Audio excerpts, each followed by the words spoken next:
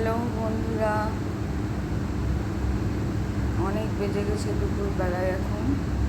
তো যাই হোক, দেরি হয়ে গেছে প্রচুর। মাঝে মধ্যে এরকমভাবে আমার দেরি হয়ে যায়। তো যাই হোক, খাবার নিয়ে এসেছি। দেখো, খাবার নিয়ে বসিনি, তার আগে তোমাদের দেখিয়ে দিচ্ছি। দেখো, এটা কি ভাত। কালকে আমার একাদশী, সেই জন্য আজকে নিরামিষ খাবো।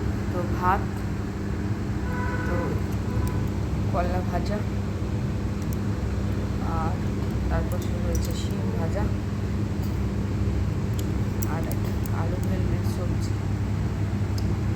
তো এটাই আজকে আমাদের রান্না হয়েছে দুপুরবেলার জন্য। তো আরেকটা জিনিস রান্না হয়েছে, আমার হাজব্যান্ড ছেলেরা খাবে বলে।